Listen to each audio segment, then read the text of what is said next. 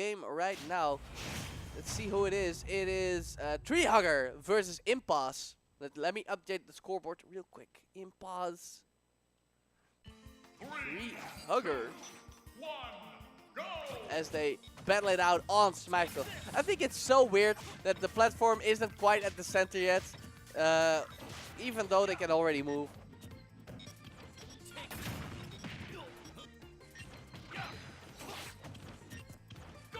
So this is definitely a matchup where the buffs to the bucket help him out a lot. I still think it's probably not too great for Game & Watch, but can you imagine how this matchup would be if his bucket did not reflect like the cross and the X? It would be beyond terrible. And now at least I think, like, you know, at least you can reflect something.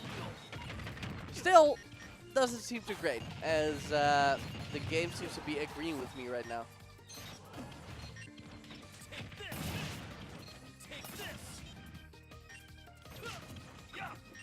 Let me say though that I do think that Game & Watch's offstage edge guarding game is kind of okay with the turtle and stuff. So that might be important. And I saw him just get 2 whole bucket fillings of the Holy Fire. So that's interesting, you know. But I do feel like Oil Panic itself works a little bit differently. If you absorb weak projectiles, it's definitely not nearly the insta-kill that we are used to from the past. But there's the edge guarding I was talking about. Great deep turtle by Treehugger.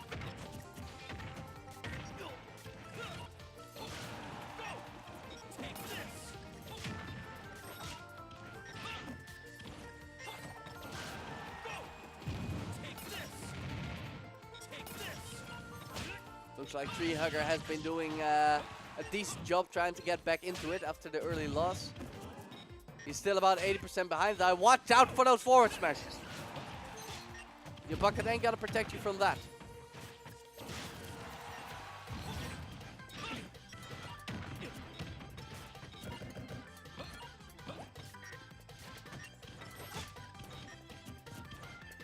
It's the bucket again. And you can just see it. You can just see that Impasse is a little bit more reluctant when it comes to throwing around projectiles because of that bucket. But that was a great bait. Just throwing out the holy water, and he basically traded just 1 piece of bucket filling for a stock on Game & Watch. That's another thing, you know. Like, reflecting versus the Belmonts is nice and all, but you really can't forget that they can punish your reflector super hard from a much greater distance than most characters. But the deep turtles coming out once more from Treehugger. That's good stuff. That's good stuff.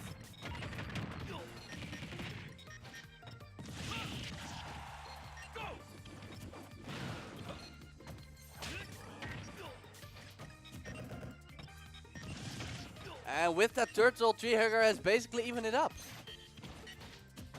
That's kind of impressive, especially, you know, figuring that he lost both of his stocks relatively early. And it was actually Impasse who had the early lead, you know. But here comes Impasse again. Ow! Ow! Good night! So it's so tough getting around that holy water on the ledge. And it looks like Treehugger for a second there was gonna pull it out, but Impasse in the very last second took back control as he had it for almost the entirety of game 1.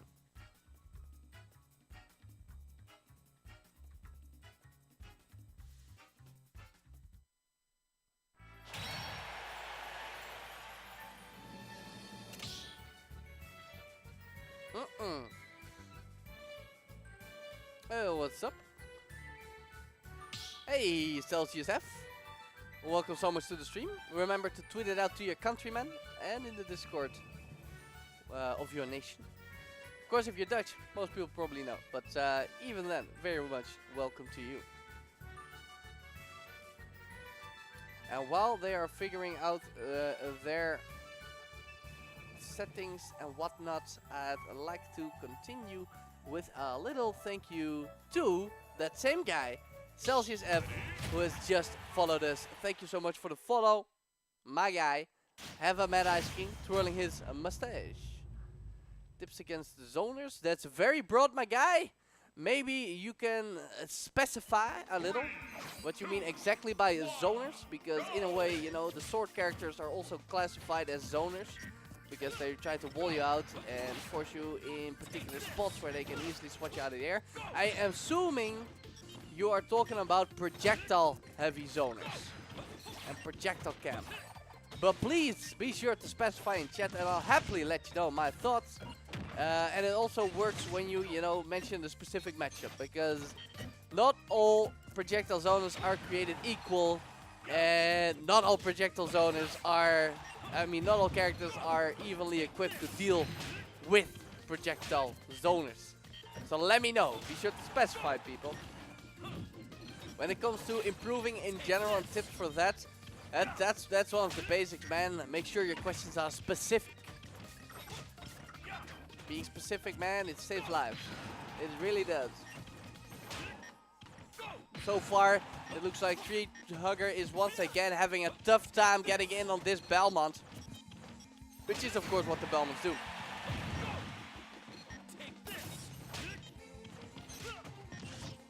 $130 to 25, not looking too good, but there he gets the dash. Bacon coming out for a bit of leg strapping of Game & Watch.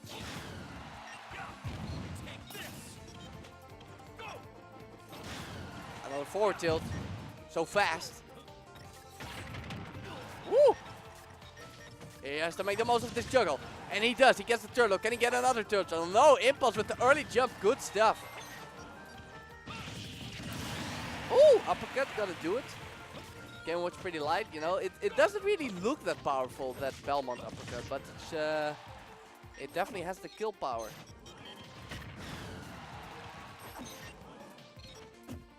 And the winner of this actually goes on to face Sabak in winners finals. Another great reflect by Treehugger. But he's gonna need a nice skill move if he wants to make sure it doesn't get out of hand. Oh wow! Just flat out slamming the holy water can with his down smash.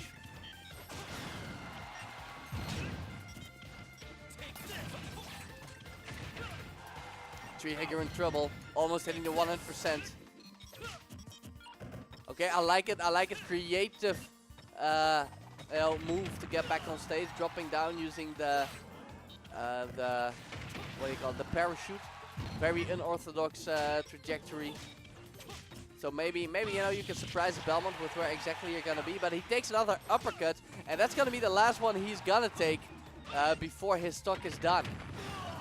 Because he is bleeding. He is bleeding, my guy. Another uppercut. I understand, but did not work.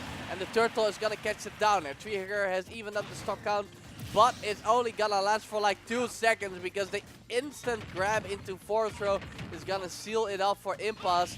He only needs one more stock to make it to winners finals. This is one hell of a Wi-Fi warrior fiend.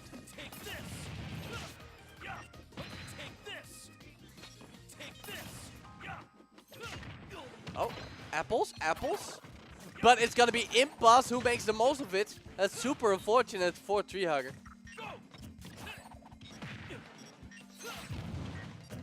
There's the bacon. And the turtle. And the chair. We're throwing everything at this guy. But he just cannot find the final hit he needed to seal the gimp.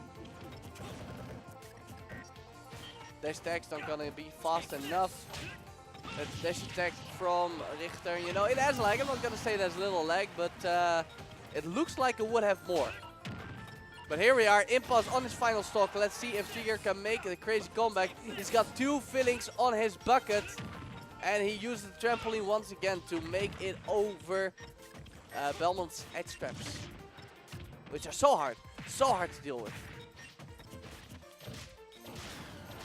Forward tilt. I feel like if you want to get out of forward tilt, you need to do some kind of jump just as you get hit, because it is actually +2 on shield, or so I've heard. So you're definitely not gonna get any shield drop run attack off between those F tilts.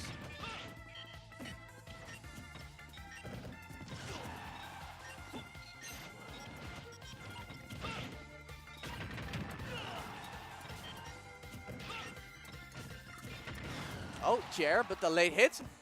Could this actually be Treehugger making a comeback? He did not have the courage or the confidence to go down there real low. And that might be his undoing. But he actually reflected the cross. And that's going to get him back on stage for free. Great play by Treehugger there. That's exactly what you need. You cannot afford to be at the ledge for too long. Double parry is not going to save him from Stan the Bugman and his... Woo! And his bug killing spray. And it actually kills Richter as well. Trying to recover with an air dodge, but missing the ledge. And as we all know, Belmont's recovery not the greatest. So it's going to be Treehugger doing his nice little juggle here on the victory screen. That's a great victory screen. That's a great victory screen. Looking good for the Game & Watch. Juggle, my man. Juggle away. As Treehugger evens it up after pretty much the entirety of the game up until the very last phase. Looked pretty much just as dominant for Impasse as Game 1. But he closed it out. So good stuff too. Treehugger, the Game & Watch.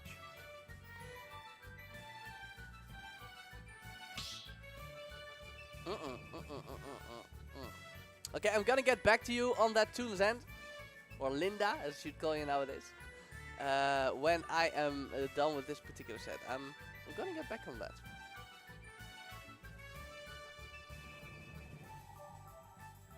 Yeah, I know it.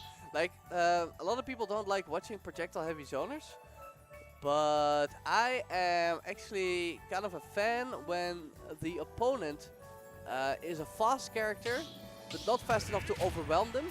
So they really have to play around it and try to get in, you know. I feel like those matches are usually pretty fun to watch. And I feel like Belmont, in a way, can be pretty hyped to watch as well, even though I do find them very frustrating to play against. And it looks like Impasse is chosen for a very wide stage versus Belmont. And I don't know about that. I feel like in the matchups where you got a decently fast, straightforward character trying to get in on a projectile trapper slash zoner, I feel like it is the fast character without the projectiles that gets more out of the width of the stage, because they need the space to weave around the traps and projectiles. Whereas the projectile zoner is usually, you know, pretty slow, and they benefit more from a smaller stage where it's easier to get the opponent cornered and therefore in a lot of trouble when it comes to sending your traps. Yeah, okay, that's the second filling. That's the second filling. Only one more holy water for a full bucket.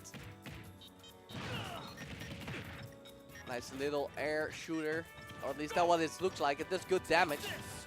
There it is, full bucket. Full bucket. What is he gonna do with it? He's gonna miss. That is very unfortunate for Treehugger. But I understand his enthusiasm for, you know, just wanting to drop it. Does not take the bait with the holy water. Oh, but he's just gonna get straight up caught by that one.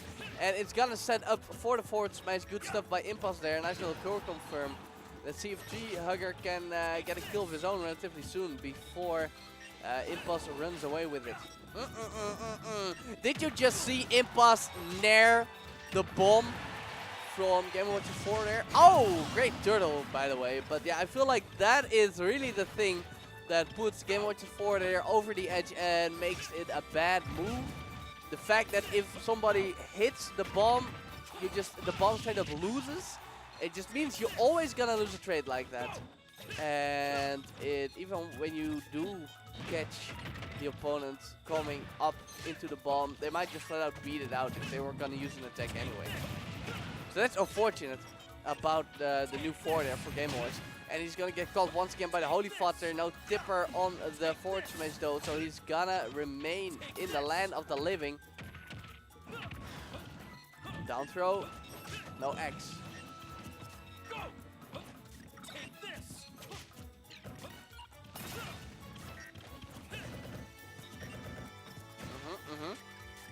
He's off stage now. Oh, not quite enough for a cheeky gimp. I was holding my breath there because in general the magnet hands have been heavily reduced in Smash Bros. Ultimate. Wow, but he's gonna get the super early gimp anyway. Great stuff right there from Treehugger. And I'm always pretty impressed by that and the players who play characters who need stuff like that in matchup like this. this really is a matchup where if you don't make any close plays like that, you're just gonna lose, even if you're in general just kind of solid overall. This is definitely a matchup where Game Watch needs to make a crazy play like that. But he's gonna lose his stock early, you know, himself.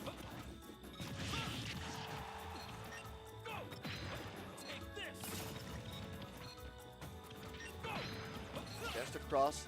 There's the combo off of it, not gonna work. You need to return and crash for that stuff. Oh wow! Oh wow!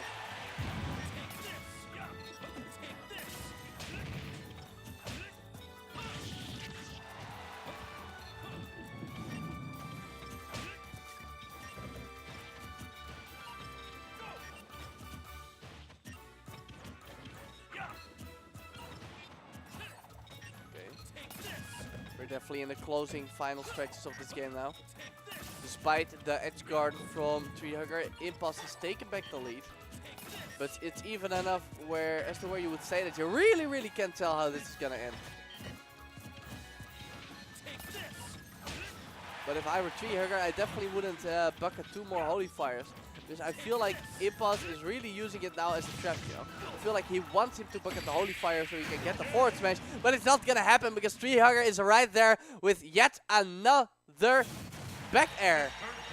And he is gonna take it 2-1. So that's great stuff to Treehugger in what looks like a very tough matchup.